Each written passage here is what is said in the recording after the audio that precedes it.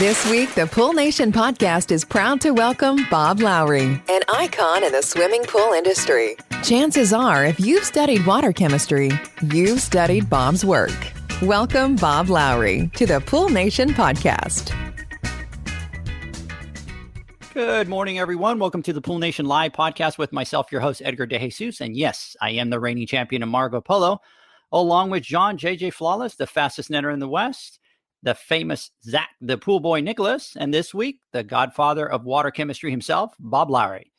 And guys, yes, this week we talk to the legend Bob Lowry. For those of you that know Bob, you know he's a legend in our industry. For those of you that are new to the pool industry, Bob has written 21 books on pool water chemistry, and even the manuals that IPSSA uses for training were written by Bob himself. I want to welcome everyone to the live podcast, the podcast where it's all pool talk, and we ain't talking about netting and jetting or splashing and dashing. We're talking about becoming a nation of pool pros. And yes, we will talk about the latest products, trends, and training in the pool industry. Before we get started, guys, I want to thank our sponsors for this podcast, the Ultimate Pool Tools and Pool Invoice. We want to thank them for their continued support. Zach, good morning. Hey, good morning, everybody. How you doing today? Doing great. I just want to say I have my learning hat on today, Edgar. I know you're always talking about taking off one hat and putting on the other one. And I'm ready to dive into some chemistry with Bob today. So I'm super pumped for that. Me too. John, good morning. Yeah, good morning, Edgar. Good morning, Zach. Good morning, Bob. I agree with Zach 100%. I'm here. I'm a student today. You know, a lot of everything I've learned has been from Bob. And every time I hear him talk or say something, I always pick something up, and I'm looking forward to learning something new today. Absolutely. We're excited. Good morning, Bob. How you doing? Good morning from Lima, Peru. We're doing fine down here and excited to be on the first podcast with you guys, and looking forward to a long relationship. Oh, we're super excited to have you today, Bob. We're all in this awe with you. And guys, today in this episode, we're going to take some calls. We're going to leave it probably 45 minutes in. So if you guys want to ask Bob a specific question on water chemistry, you guys can hit that button and we will take some calls. So before we get started, I want to talk about the water chemistry certification, the residential. For those of you that have not registered or heard about it, you're going to want to hear this, guys. John, I know that you took it and you have nothing but great things to say about it. Zach, I know that you're putting all your guys through it, and I am going to take the certification myself. I'm super excited about this, and I wish it was around when I started. Bob and John, I loved your post last night on the CYA and that knowledge is power. We're definitely going to be talking about that today, and I can't agree more with that statement. So, guys, to register for the course, what you're going to want to do is go to PoolNation.com, and there's a big banner there, and it has two buttons, one to register. You click on that, and it'll take you over to register. And if you want more information on the course, you can click on that second button, and it'll give you a document, and it kind of explain what's included in that certification. So I don't know about you guys out there, but to me, the biggest thing is being able to have the bragging rights that Bob was the one that took the class. So you are going to need 2 books for the class, so don't leave it for the last minute. They take a couple of days to get from Amazon. We'll go ahead and add the links into the description of the podcast, and we'll add it to our Instagram page as well. So, all right, guys, let's get started. Bob, most of the guys out there don't know your story, and we've talked about it a little bit. We talked about it on the live. But guys, Bob was a 4-sport athlete out of high school, went to college.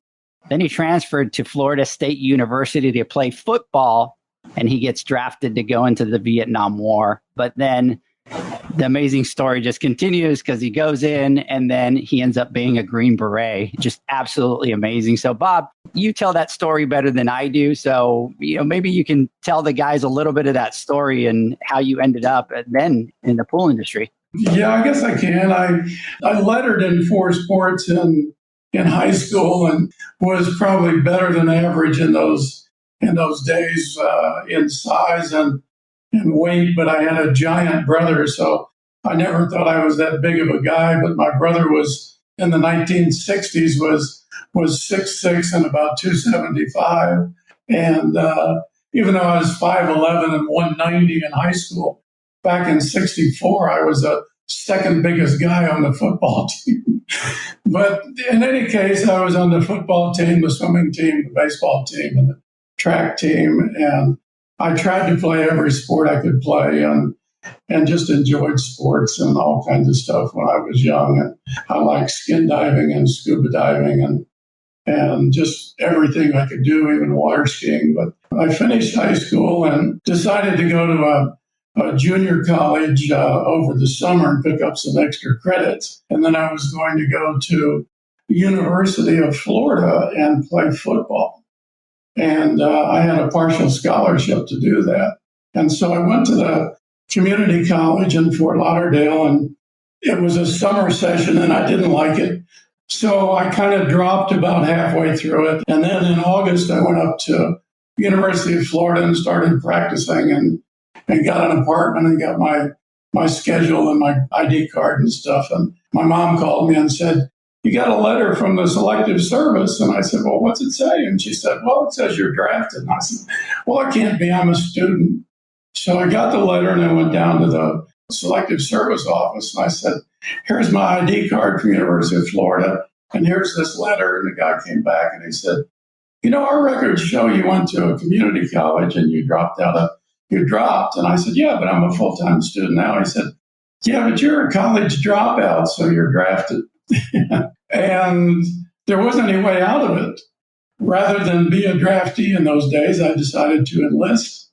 I went through most of basic training, and then we started rifle training and found out that I was a really good shot. And so they asked me if I could go to a special course and shoot some more for them. And I had an audience of people watching me, and they finally said, "You know, you're a really good shot. We'd like to see if you'd like to be a Green Beret." And I said, "Well, I don't know what that is, but if I get more food, more money, it's a good deal."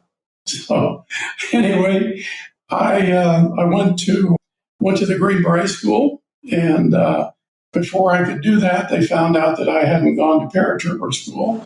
So I went to paratrooper school, and I became a master parachutist in 3 weeks, and then went back to Green Beret School and finished Green Beret School.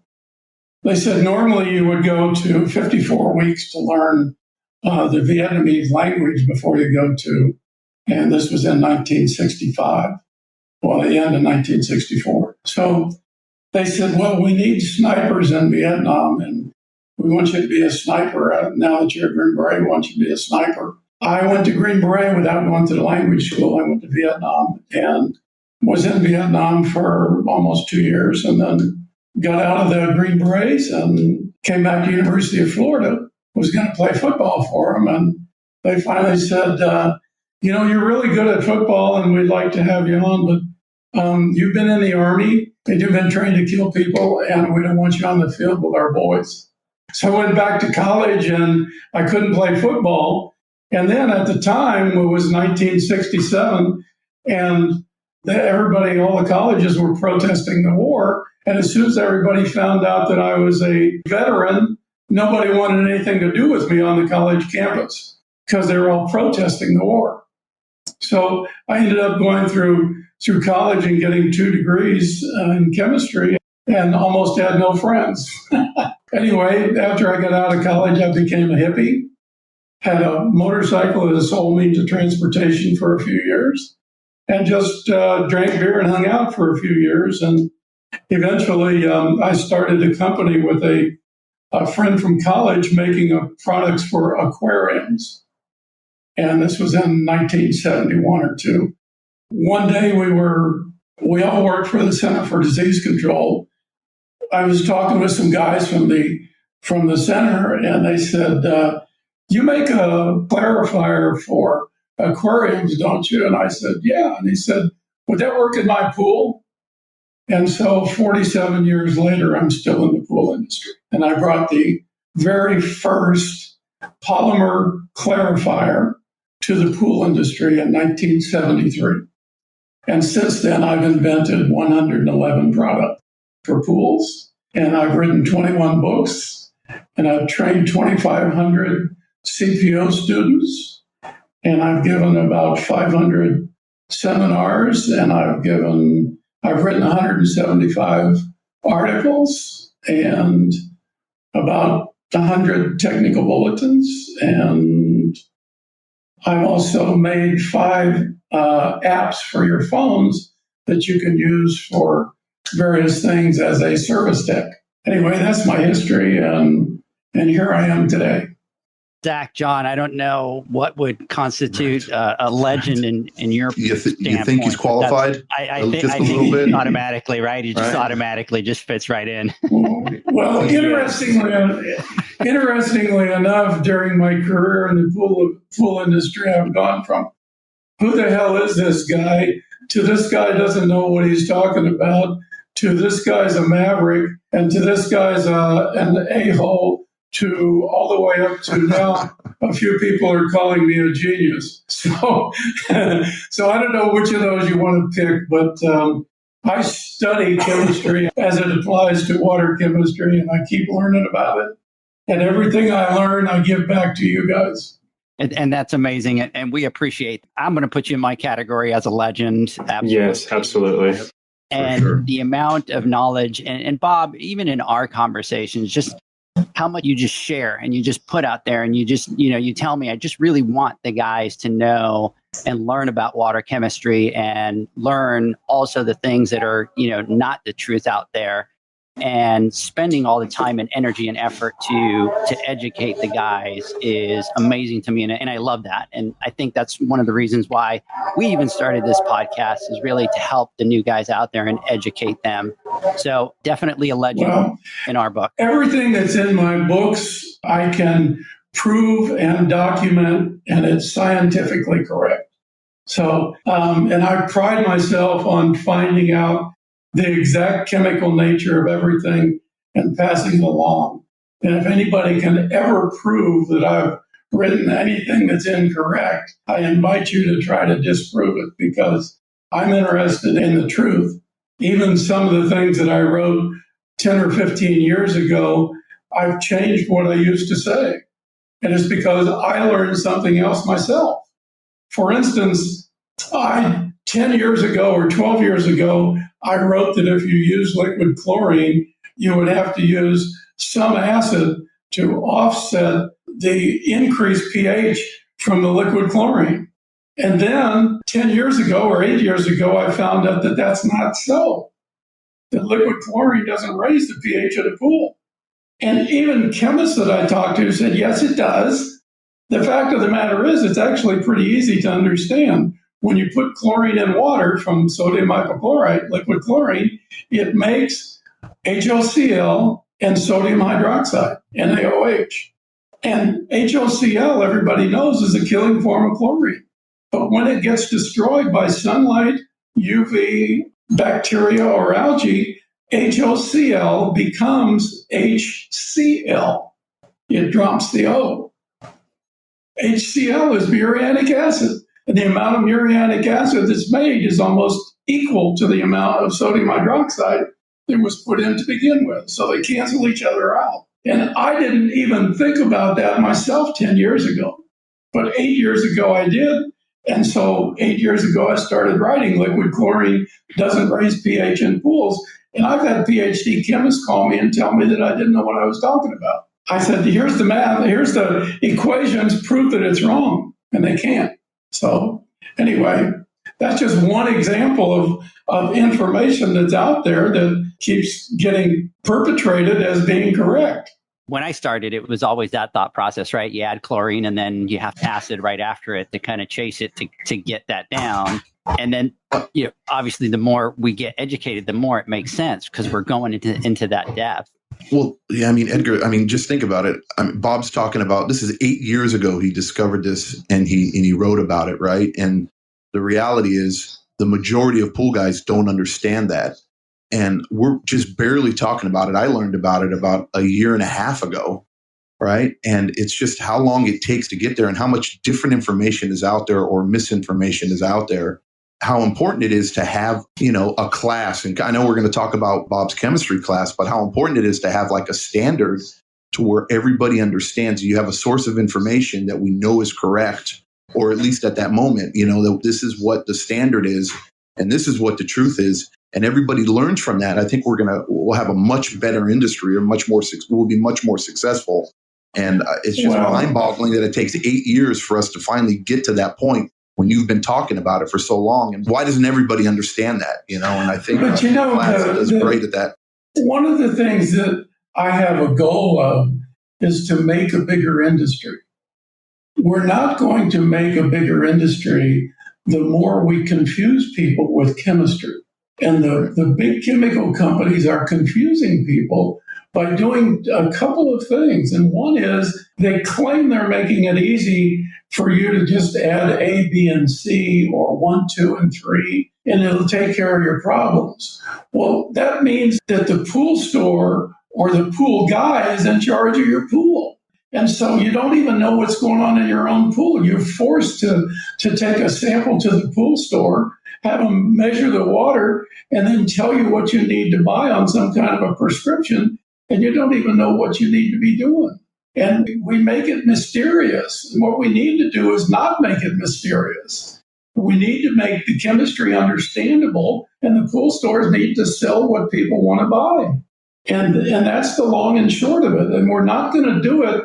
I was hired years ago by Jacuzzi, and they did a poll with all of their customers. They have thousands of customers. What's your biggest gripe about spots? And the biggest problem was they hated the chemistry. And they came to me and said, how do we get chemistry off the top of this list? And I said, you do it by making it easy, and you make it understandable. And then if people understand everything, they can do it. But here's the problem that you guys are faced with right now. If you look at the PHTA standard or the health department standard, it says the pH should be minimum 7.2, ideal 7.4 to 7.6, and maximum 7.8. Tell me, what is 7.3? And I know you're looking at each other going, well, I don't know, it's between minimum and ideal. So I don't know, is it low? Is it okay? I don't know. So all of the standards that PHTA created are so broad that you can be within the standard and still have problems in the water. And so we've written a standard that people can have a problem with. You can imagine the homeowner measures his water with his test kit and thinks he's okay, but he's got problems. He goes to the pool store. The pool store verifies it and then says, well, your pH is low. You need to raise it. You need this. You need that. And he's confused because he's within all the standards. And that's the problem. So one of the first things I did was create a set of targets. And they're just targets. They're one number. And so the target for pH, for instance, is 7.5. So now what is 7.3? You know exactly what it is. It's too low. If we have a target for everything, everybody on the planet knows what's wrong from the number. That's what I've tried to do, is take all of that away and give us some real standards to work with and some real chemistry and make it easy. I have a method that makes pool chemistry easy. It's for service technicians. And it's in a book called Pool Chemistry for Service Pros. That's the name of it. And it's 28 pages long, and it tells you how to take care of pool water, the chemistry of it. It doesn't teach you all of the chemistry, but it explains how you have to do it and gives you the targets that you need to take care of the water. And we have printed and distributed 12,000 copies of that book to service technicians across the country. And everybody that's using what's in that book is not having any problems in their pools. Is people following that plan and not having a problem with any of their pools. And we have guys that used to have problems following this plan, and now they don't have problems. And their customers are happier, they're happier, and they're making more money. So that's the name of the game. And you learn that in our class. We have 2 books, a 226-page book on chemistry. And then we have a 28-page book to take that chemistry and apply it to how you do pools. So we have a method. And when you're out there listening to somebody else talk about chemistry, they're probably cherry picking an idea and telling you, gee, it's okay to keep your pH here. It's okay to do this or okay to do that. Just ask them if they have a book on how to take care of pools, or ask them if they got a whole book on pool chemistry. And you're going to find out they don't have anything but maybe a piece of paper they're going to give you from their seminar. That's not learning chemistry. Those things are sales brochures. I couldn't agree more. I mean, I think in the industry, and we talk about this a lot on the podcast and when we do our lives, a lot of people substitute knowledge with chemicals. You know, they don't understand why it's doing, so they go look for that magic bullet, you know, and when we buy these chemicals, we're treating the symptoms instead of finding out why it's happening and avoiding it from happening in the first place, so we don't have to use these chemicals or unnecessary. Absolutely. And the pool stores hate this method. Yep. They really hate it. And the reason is because you only need chlorine, bicarb, borate, some acid, and some air, and you can take care of your pool. I want to add to that because it is confusion, and it's not that you necessarily go seeking a magic bullet. It's that you're constantly being force-fed a magic bullet. And from someone that is like newer to the chemistry side of the industry, we had a retail store, and it was constantly that I had vendors and different manufacturers of all the most crazy magic bullets just trying to force that down my throat. So I think that's one of the biggest problems. Yes, it is. And the salesmen that come and sell you chemicals to your pool store or even sell you chemicals for your route, you know, they're trying to sell you chemicals. They're not chemists. And they come off as chemists because they say, well, you know, you need this and it does that. And you don't know what they're talking about. Sounds good, but it sounds like they know what they're talking about. So buy it. You know, what I'm saying is the pool stores hate this because you will not need to buy an oxidizer. You won't need to shock. You won't need an algicide. You won't need a phosphate remover. You won't need UV. You won't need ozone. You won't need any of these things that everybody says you need. All you need is some chlorine, some acid, some baking soda, and some air, and you can take care of a pool. And it's all you need.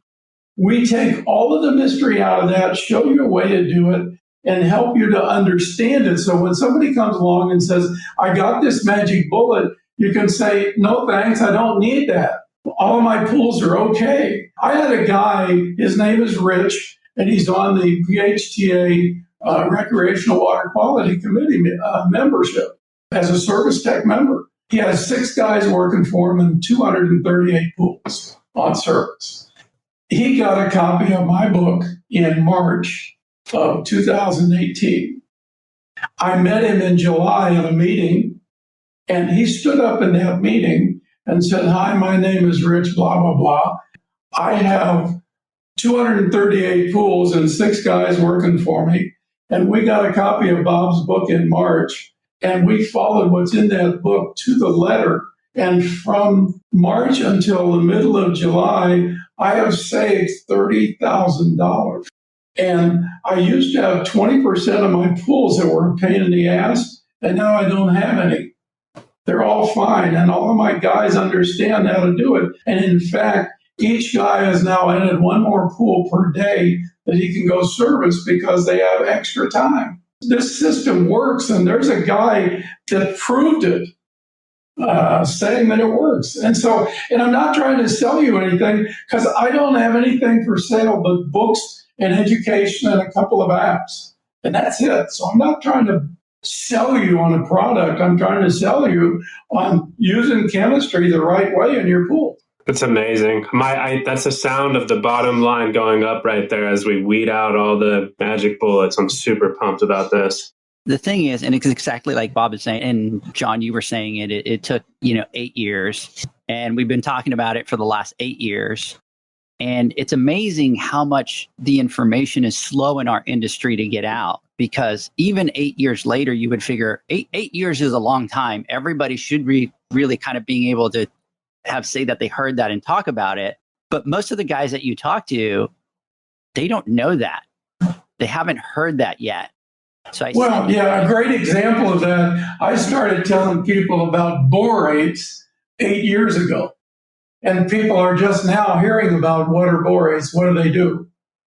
Before we did the Instagram lives, I knew nothing about the borates, and John and Greg were talking about the borates, and that's when I started to do research and all that kind of stuff. But I mean, me 15 years into it, and I had no knowledge of the borates. Am I a believer in the borates? Well, absolutely. There's an interesting side story about borates.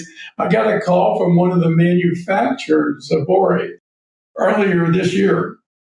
And he called me and he said, do you know why the sales of our borate products in California have gone up by 250%?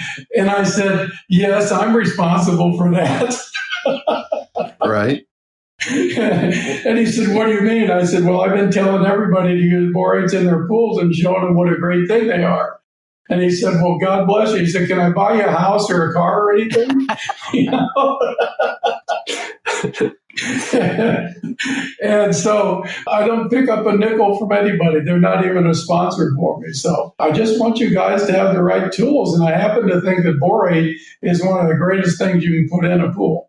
It's a one-time thing, and it does such a great thing in the pool. You will be amazed if you just try it on one pool. I tried it. Yeah, I was dying to, and I went out with Dylan from Dylan's Pools out here, and we added them to his pool. And I've become a cynic, right? People say, "Oh, this is the greatest thing," and I'm like, "Oh, really," until I see it. And so I got together with Dylan, and we went and added it to his pool. And I mean, it was, first of all, there was an instant change in that pool water. Yes. And then we were replacing the pump and the filter to his equipment. We had that pool off for almost 2 days with no running pump.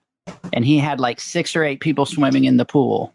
And we came back to finish the job, and that water was just absolutely crystal clear. It's unbelievable. I've been preaching, and we've been on borates, and we've talked about this. We've been on borates now for 3 years. And anybody I can talk to, any pool guy at the SEP, at the distributors, I preach it and I talk about it, my IPSSA meetings, and people look at me like I'm nuts. And, every single day we're on the phone line, we're talking to different people. Greg Beard, same thing too. Probably one of the first, if not the first, that started putting it in the pool and posting it out to everybody, across the country. And, why do we talk about it? It's just such a fight. And it's unbelievable how stubborn some people could be, and they just don't want to try new things. I think it's really exciting as far as like your water chemistry class, Bob, because I know you teach it in there and you talk about it, and having that there because you're the only one that does it, and a voice that people can, who am I? Yeah. Who's Greg? You know what I mean? People, you're just another pool guy or a pool company, but hearing it from you is what's important.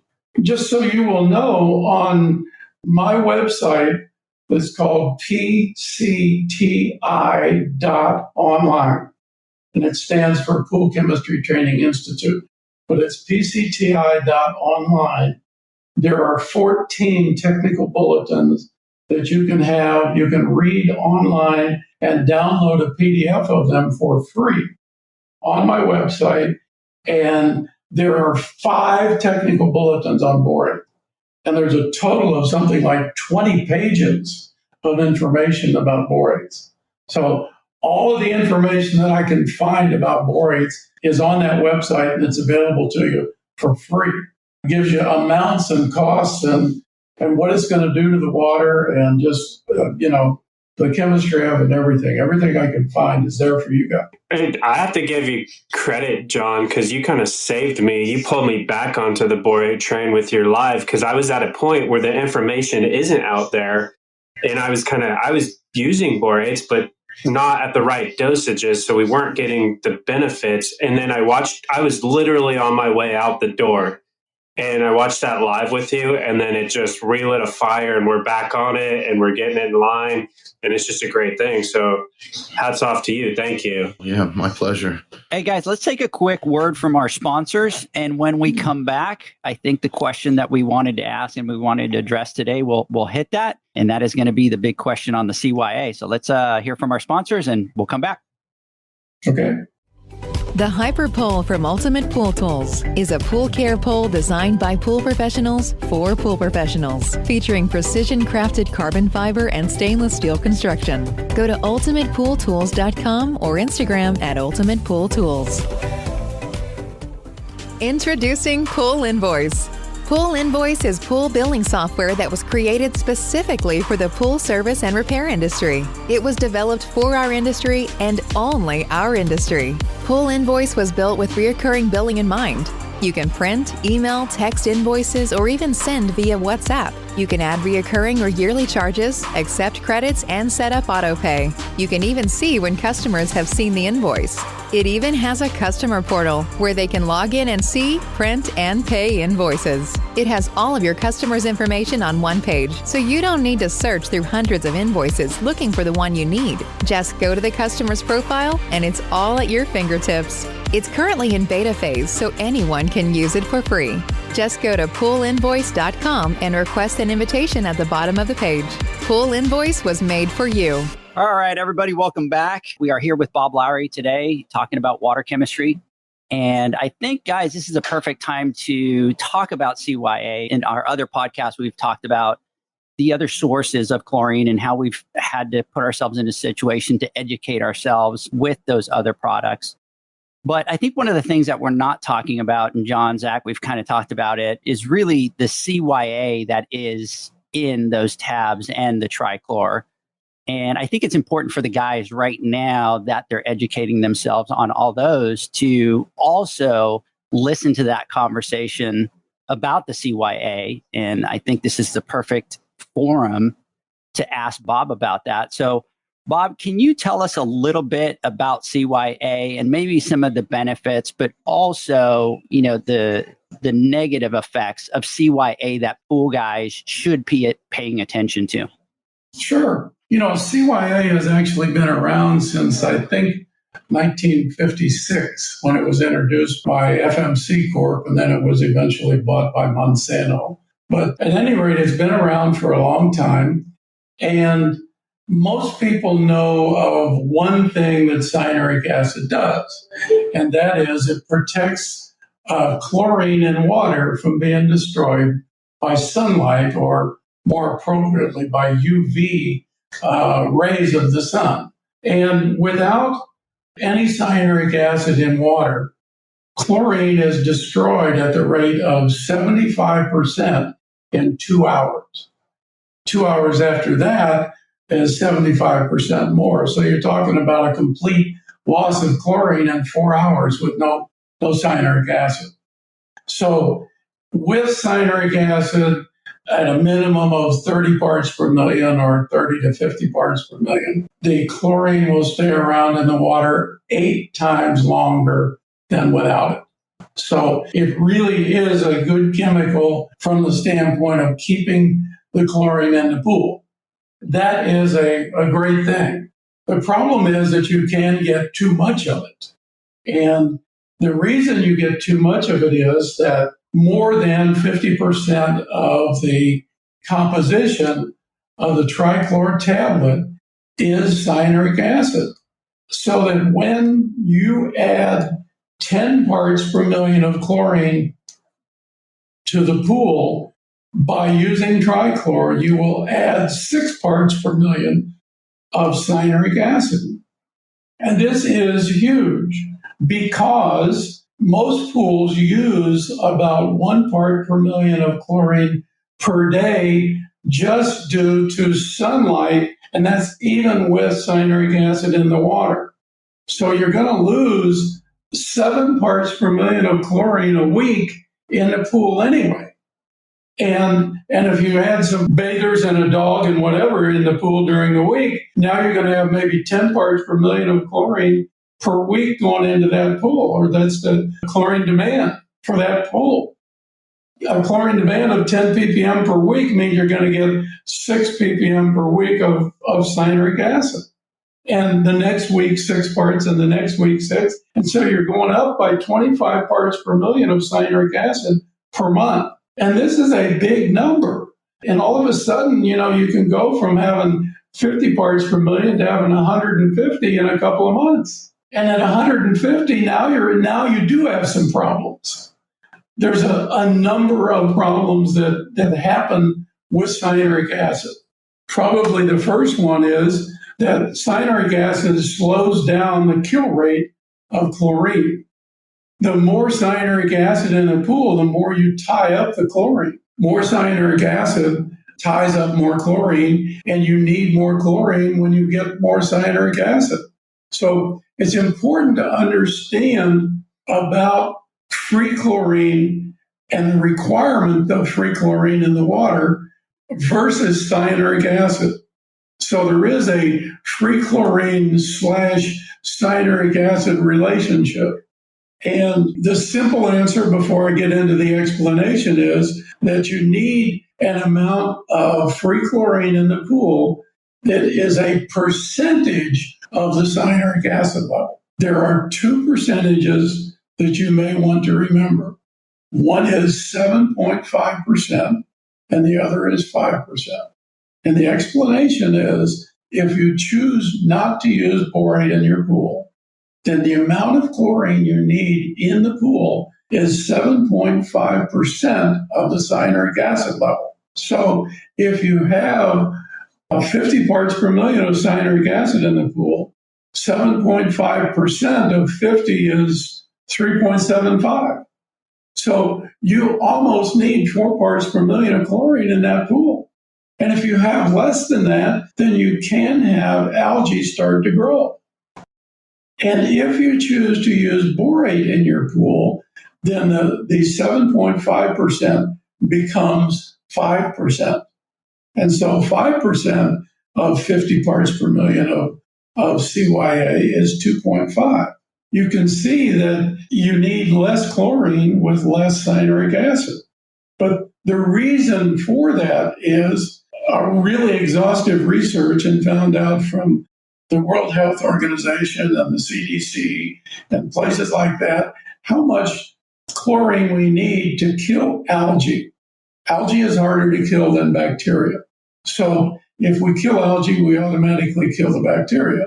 So the amount of chlorine that we need to kill algae in a pool is 0.05 parts per million of HOCl. That's the killing form of chlorine in water. So we only need 0.05 ppm of HOCl. But here's the thing. When you have cyanuric acid in the water at any amount more than 30 parts per million, 97% of all the chlorine you put in the pool is bound to cyanuric acid. It is bound to it. It doesn't mean that it's not available. It means that 97% is bound to cyanuric acid and 3% is in the water doing stuff. And as some of that 3% gets used, some of the 97% transfers over to keep that ratio of 97% and 3%. You only have 3% of the chlorine that's in the pool doing anything. And most of you know that when you put chlorine in water, you make HOCl, and then you also make OCl. And OCl minus and HOCl exist in the water together. And at a pH of 7.5, there's 50% of each.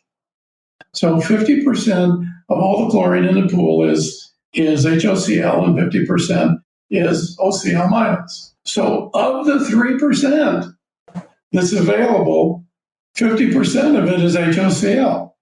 So the reality is that 1.5% of all the chlorine you put in the pool is HOCl. So if we have 2 parts per million of chlorine in the pool, how much HOCl do we have? So 2 parts per million times 1.5% is 0.03. And I just finished telling you that you need 0.05. So 2 parts per million with cyanuric acid in the pool is not going to be enough to kill algae. You can shock and put in an algicide and the algae won't show up for a while, but eventually the algae is going to show up, and that's what happens. So you need a higher level of chlorine. You can take 3 parts per million times 1.5%, and it is 0.045. And that's almost enough to kill algae. It's right at the edge of killing algae. And 4% times 4 parts per million times 1.5% is 0.06. So 4 parts per million will kill algae, but 2 parts won't. And again, this goes back to the PHTA standard that all of us are using, saying we need 2 to 4 parts per million of chlorine in the pool. And I just finished telling you a minute ago, 2 parts per million won't do it. 4 parts will. So 2 to 4 may work, but the reality is the amount of chlorine you need in the pool is a percentage of cyanuric acid. And then you'll be sure that you're not having any problem. Also, if you keep that level of chlorine in the pool, you don't need to shock it weekly. You don't need to add an oxidizer. You don't need phosphate removers. You don't need all those things. You just need the right amount of chlorine and the right amount of cyanuric acid. You talked about the 7.5% ratio to CYA, and then when you add borate, if you have borate in your pool, that it drops down to 5%. Is there a reason because borate is it's an algistat? Is that why? That's exactly correct. Yes. Borate does 2 things in water. Well, it does 3 or 4 things, but 2 of the biggest things it does is it prevents algae. It is not an algicide. It is an algistat. So it prevents algae. And by preventing algae, that means that chlorine doesn't have to do it.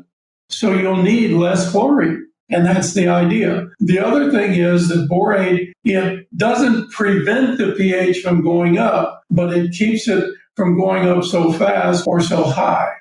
So borate keeps the pH down and it prevents algae. It also makes the water sparkle and look great and look blue and feel good and all those other things that you can't really quantify scientifically.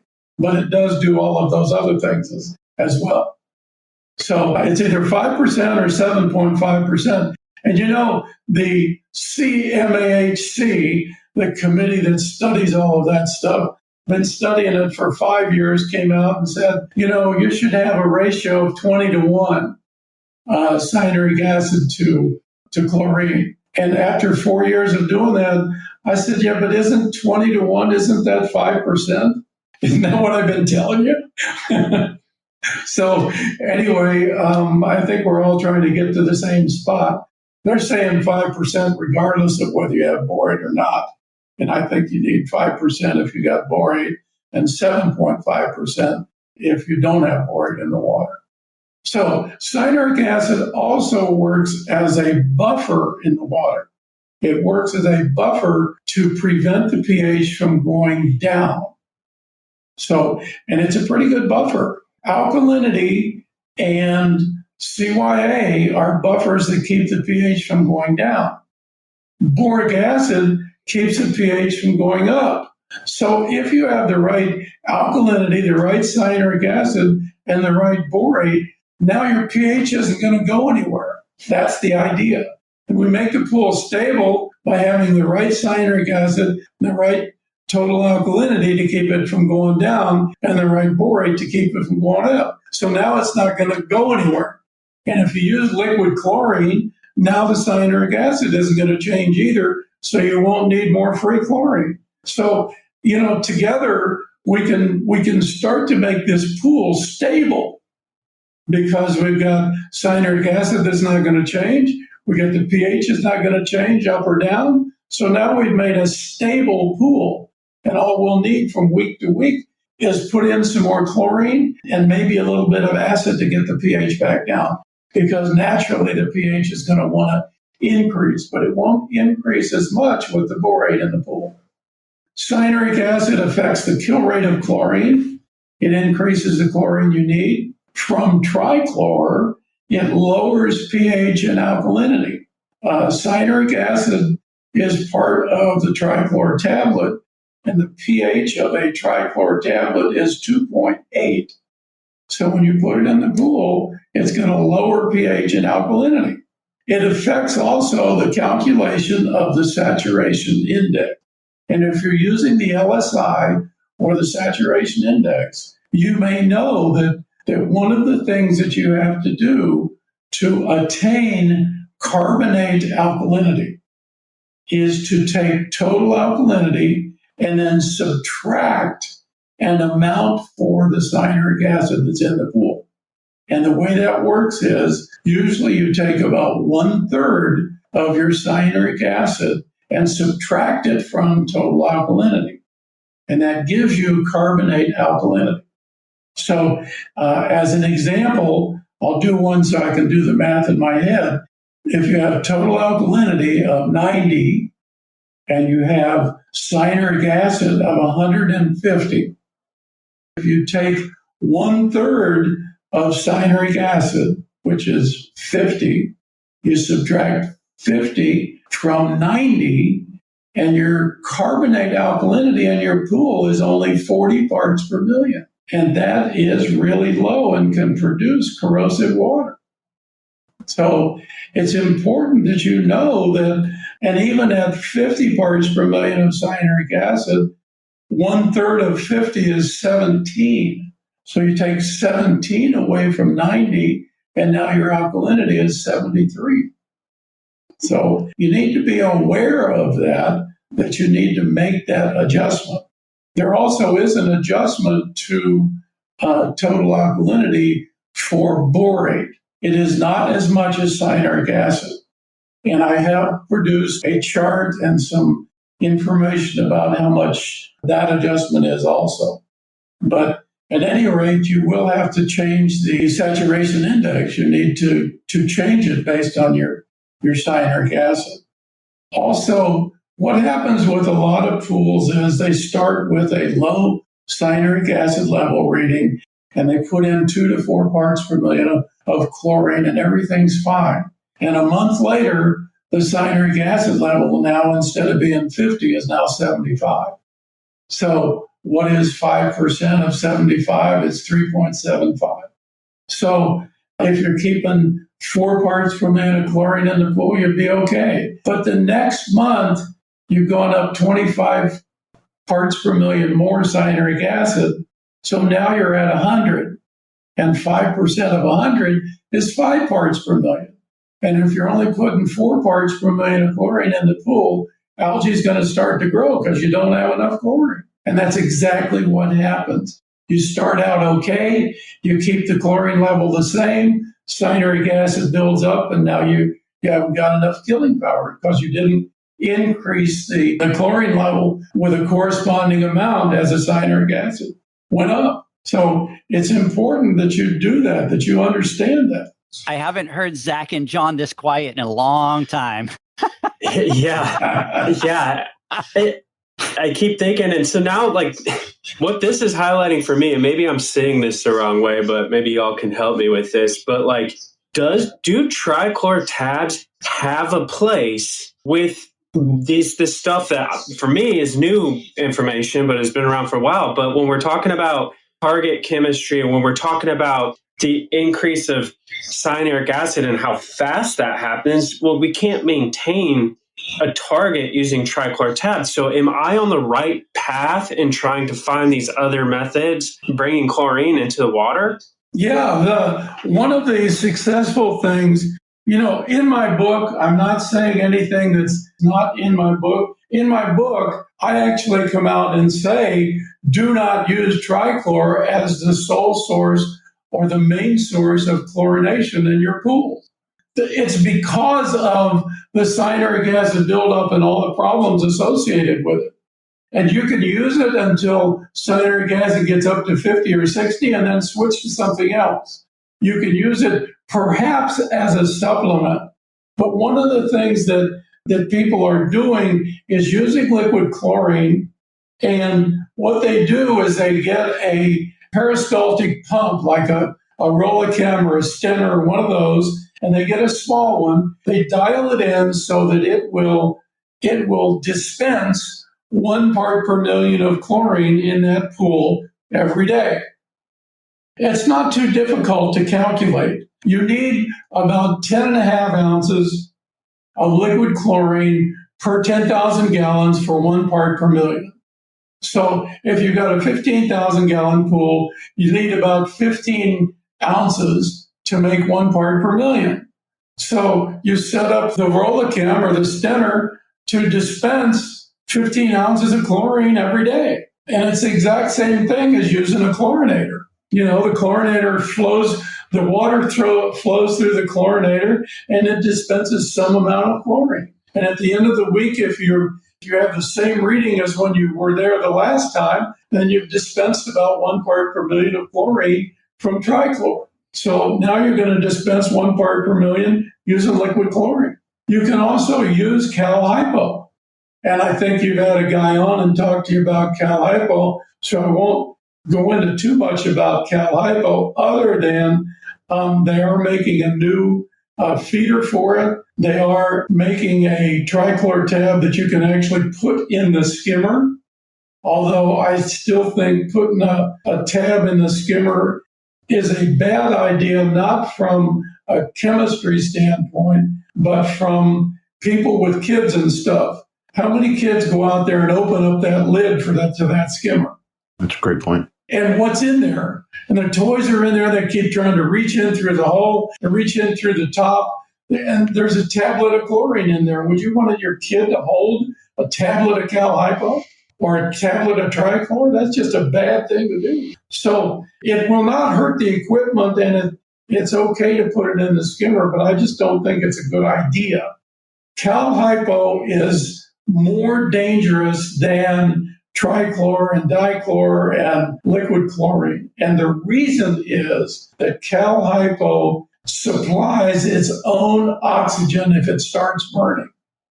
And that's an important thing that you need to remember, especially if you guys have any Cal Hypo on your truck. Most of the time, if you have a fire that starts with trichlor or dichlor or some other kind of chlorine, you can usually smother it, CO2 or a blanket, or cover it up or something, and it'll go out. Cal Hypo supplies its own oxygen. You can't smother it. The only way to put out a Cal Hypo fire is with lots and lots of water. So remember that an ABC fire extinguisher, foam fire extinguisher, CO2 will not put out a Cal Hypo fire. And Cal Hypo is dangerous from the standpoint that you can't mix anything with it. If you mix trichlor and Cal Hypo together, they will explode. Not just cause a fire, they will explode and then cause a fire. And if you spill anything on it, if you spill Coca-Cola, water, anything on Cal Hypo, it starts a fire. So it's dangerous from a storage standpoint, and as long as you respect it, you can use it and it's okay. But bear in mind that if you misuse it and don't respect it, you'll cause a fire someplace. And I had a friend of mine in 1978 who was a pool guy in La Crescenta, California, that had two small drums that he kept on the back of his truck. One was for Cal Hypo for shocking, and the other was for trash. And guess what? He threw a warm can of Dr. Pepper into the wrong can one day, and it burned his truck to the ground. So just remember that story. Hey, Bob, I want to ask you a question. We didn't really touch on it, but I think there's a misunderstanding, especially, when it comes down to dosing a pool with muriatic acid or lowering the pH. You have a dosage calculator that you have out there that I don't think a lot of people really know or know it's available. Yeah. See what a bad salesman I am? I actually have created 5 apps that you guys could use, and they're really cool apps. One calculates the LSI for you, and it automatically has adjustments in it for borate and cyanuric. So you don't have to do anything. You just put the numbers from your test in and it gives you the LSI. It doesn't recommend anything. It doesn't tell you what to add to the water. It just calculates it for you. I also have an app called the Pool Acid Dose Calculator, and it's for lowering pH and alkalinity in your pool. You put in the conditions in your pool, tell it the pH and alkalinity you have now, and tell it the pH that you want, and it'll tell you how much acid you need to add to that pool to get the pH down. You can also keep lowering the pH till you get the alkalinity you want.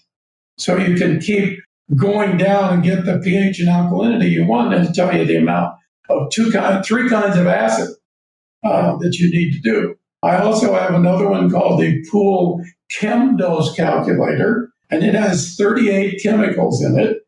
And you put in the gallons in your pool, tell it what you want to do and how many parts per million, and it calculates how much of any chemical you need to add per dose for that pool. That's a cool one.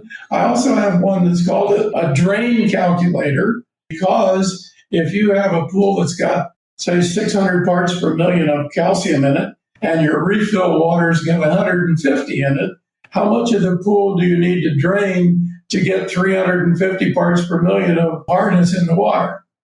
Or put in the three amounts, it'll tell you how much percentage of the pool you need to drain to make the water in the pool whatever you want it to be.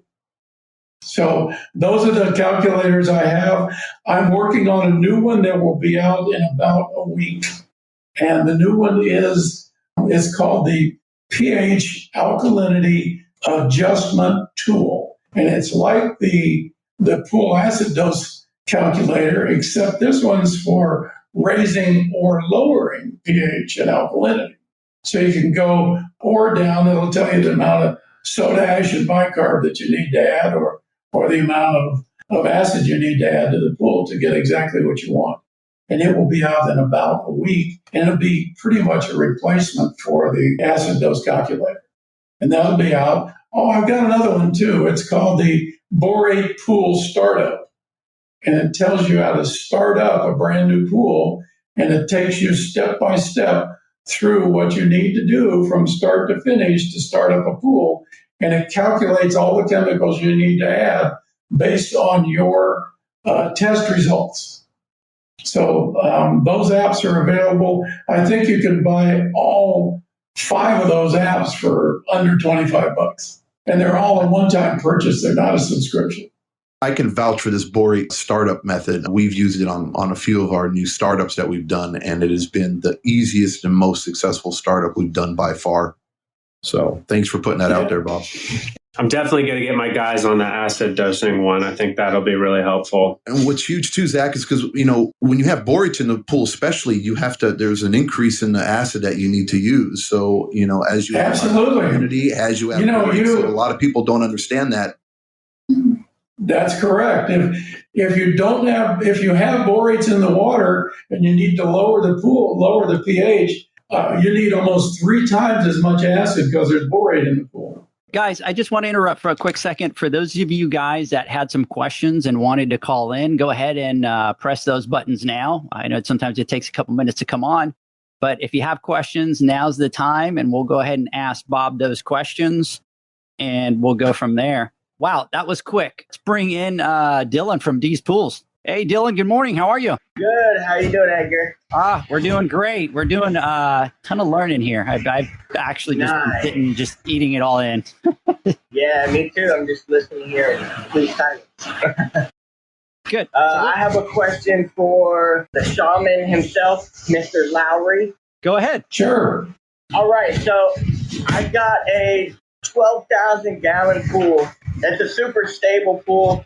I got the alkalinity sitting at 90, borates in the water at 75. Adjust the pH every time I go a couple points. It's super stable from week to week. But last week, it's the only pool in my route that had a random jump from 90 up to 120. And it wasn't a big deal. I just adjusted for the alkalinity. But I was just kind of curious what would cause a 30-point jump on a pool that's pretty stable. The cyanuric acid is a little high. It's at 80. So, yeah, just wondering. 80 is okay. Well, the alkalinity in a swimming pool is only carbonate alkalinity. So there's only 2 things that are carbonate. There's carbonate itself, and there's bicarb, and that's it.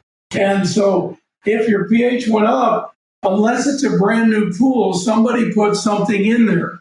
There's no other explanation. If it's a brand new pool, then you've got the plaster is hydrating and the alkalinity is going to go up because of the hydration of the plaster. But if it's an existing pool that's been around for a while, if it's not coming out of the plaster, somebody added something that's got bicarbonate in it. Okay, cool. Unfortunately, there isn't another answer. It's carbonate or bicarbonate, and there's only 2 things that we use for that. Soda ash is sodium carbonate, and bicarb is sodium bicarbonate. And those are the only 2 things that we put in the water to raise it. Hey guys, let's take this call from Mike Salmon that called in. Mike, are you there? Yeah, I'm here. Can you hear me? Yeah, we can hear you. What's your question for Bob? Taking my call. No problem. Yeah, Bob. I'm in Southern California, and we don't close our pools down in the winter. And a lot of customers, they want to reduce service. I know that cold water can be more aggressive to the pool surface, but I don't know how to explain that. Could you please explain that to me so I really understand why? Sure. The best explanation I can give to you is that when you put salt or sugar into a liquid like iced tea or something, when it's cold, you can put in X amount of sugar or salt. If you warm it up a little bit, you can put more sugar in. And if you heat it up, like to make hot tea, you can put in even more sugar. The reverse of that is true for calcium. So as the water gets hot, calcium wants to come out of solution instead of going to solution. As the temperature goes down, the water becomes more aggressive. The water becomes corrosive. So you need to be able to let them know that when the water is 80 degrees, and these are the conditions for the pH and alkalinity and hardness and TDS, the water is fine at these conditions. But when you drop the water temperature by say 30 degrees, now the saturation index is lower by 0.2 or 0.3, and that can mean corrosive water. You can take the NPC LSI calculator that you can buy for $4.99, and you can actually show them right on that if you put in whatever conditions you want and put in a temperature of 82 or 85 degrees and make it so it looks like it's zero and everything's perfect. And then if you just change the 80 degrees down to 50 or down to 55 or something, you can see that now you have a negative saturation index, and that means corrosive water. Did that explain it for you? Did I give it to you the way you wanted it? Mike dropped off the call, but Sounded good to me. A perfect explanation on that one. What do you think, John and Zach? Yep, absolutely. Yep. So, all right, guys. Hey, let's hear one more word from our sponsors. Guys, when we come back, John, Zach, I want to get your final thoughts on this podcast. So let's take a quick word and we'll be right back. The sound of you continually pitching pool care poles into the trash. The sound of you using an Ultimate Pool Tools carbon fiber pool care pole for years to come. Go to ultimatepooltools.com or Instagram at ultimatepooltools. All right, guys, welcome back. John, Zach, I think I'll save mine for the last. John, what are your thoughts? I mean, I loved it. And, this is exactly, and I've talked about this hundreds and hundreds of times, this is exactly what we need as an industry. Going back to the first comment I made about how it takes so long for us to kind of get with the times and understand, and there's so much misinformation out there from so many different people, and how important it is that we just keep talking about science, right? And what science is and facts. Not about myths, not about legends, not about this is what worked for me here because I did this or whatever, or this is what this salesman told me, or this is what this rep told me that has this product, or this is what this label says it's going to do. We're talking about facts and understanding it and breaking it down super simple so that everybody can apply it to their pools. And, we're not talking, there isn't a magic bullet. When Bob was saying, hey, look, all you need is chlorine, acid, some bicarb, and some knowledge, right? And you can maintain a pool. You don't need to have all these other things or all these other magical chemicals to treat a pool. We just need to keep talking about this. And eventually, more and more people are going to understand it. And they'll understand it when they apply it and they see the results. It takes a while. People are stubborn. The hardest part about learning is unlearning. And unfortunately, the majority of the guys out here and the gals, they learned incorrectly, and it's not their fault, this industry that we have. And was one of my biggest frustrations when I first started was I had nowhere to go and there was no set guidelines. And I heard from one pool guy told me one thing and another pool guy told me the complete opposite. and then somebody else was somewhere in between, and nobody could agree on who's right or wrong. And all you were left to was Google, and Google had 15 other people saying 15 other different things. And it's the most frustrating thing in the world. So, and I know we talk about it 100 times, and it's not just a plug about Bob, but I'm telling you, this chemistry class, please take it. It will change your perspective on pool care and how to manage pool water. And you'll understand why things happen, not just how to, okay, my pH is high, I need to do this, I need to add this or this. You understand why things happen the way they happen, or why, you get algae in the pool, or why there's disease, or, just certain things that you just need to know the core, the foundation of it all. And once you grasp that and understand it, taking care of a pool, it almost takes care of itself. So not to go on a rant or anything, but I want to thank Bob again. I've learned so much from you, and I'm looking forward to having you on this podcast and being able to learn so much more in the future. So thanks for taking the time to do that and spending and sharing your knowledge with us, Bob. Really appreciate it.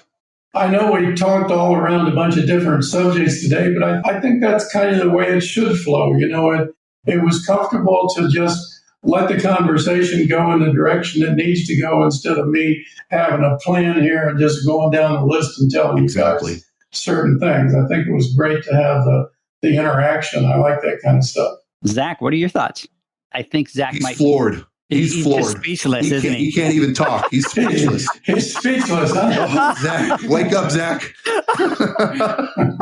Can you hear me? Yeah, we can hear you. All right. So thank you for all of this information, Bob. Like, your story is super motivating. All of the things that you have accomplished and done, it makes me feel lazy and like I need to step my game up. So a super awesome story. And then it's really, I'm finding comfort in all of this because, like you mentioned, it is very confusing. And I'm a person that likes to self-educate. I'm constantly seeking out this information. You're constantly getting one story and then another. And that's hard enough. If you're managing a pool yourself, that's hard enough. But it gets even harder when you're trying to pass that information on to multiple people and guide them on how to go out and take care of customer swimming pools. And for a long time, this is one of my biggest challenges. How can I scale this? How can I scale what this person is saying and then this person's saying against it? But what you're talking about is, again, it's just giving me great comfort that I'm going to be able to find the right way based off facts. And I'm going to be able to build a program that we can then teach all of our guys and scale that with success. So I'm super excited. Again, thank you. And I'm just excited to keep this journey going and keep learning these things. Well, we've got a program and we teach it in our classes, and it's in the Pool Chemistry for Service Pros book. And it's only a 28-page book, it's not radical chemistry. It's the same thing you've been doing, but just tweaking it a little bit and giving you a little more understanding of how things interact with each other and how to deal with them. And so we have a plan to teach you how to do that. You learn that basic program, and then you can make some minor adjustments and customization of your own, and you'll have a perfect system for taking care of the pool. It's a great way to do it. We just invite everybody to get a book, to come to the class. You're going to learn more than you ever thought you wanted to know about pools. But when you're done, you will have the confidence to know, you'll be able to recognize what's wrong in a pool and make the correction without just saying, well, I put this in and it didn't work, I guess I'll try that. You'll know what to do. And that's the good part. I agree. And Bob, we connected through Terry, and I've been, talking to you for a while, and you spend all the time talking to me. And it's like every conversation that I have with you, I learn something new. And even if it's the same information and I hear it again, Zach, just like you were saying, I'm self-learning, and it breaks it down even more for me to be able to understand it in an easy way. And I agree. I think our mission needs to be, John, continuously getting it out there so that it reaches out to everybody, and so that the guys out there listen and learn. And so it doesn't happen to them what happened to me when I started 15 years ago. and had to make all the mistakes along the way until I learned. And even then, 15 years later, I'm still learning. So that's why it's always a mission for us, and especially on these podcasts, to educate and teach everybody. And now that Bob is with us, we're definitely going to do the same thing that he does, which he's very passionate about, getting word out and educating. And we're going to join him on that journey. So guys, I want to thank everybody for coming on the podcast today. I know that we are now into like an hour 20, hour and a half, but I think it was great conversation. I agree. It flowed really well. And it's the kind of pool talk that we need to have. So I want to thank everybody for their time. Bob, thank you so much for coming on and taking the time. I really appreciate it. And so guys, until the next week, and we will talk again. Bye, guys. See you later. Pool Nation, all rights reserved. No part of this podcast may be reproduced in a verbal or nonverbal way, may not be distributed. It may not be distributed in any social media platforms or transmitted in any other forms or any other means, including recording or other electronic or mechanical methods without the prior written permission of Pool Nation. Thanks for listening to the Pool Nation podcast. You can listen to us live every Friday here at 8 a.m. Pacific, 10 a.m. Central, and 11 a.m. Eastern Standard Time. You can find us at Pool Nation or PoolNationPodcast.com or Instagram at pool.nation.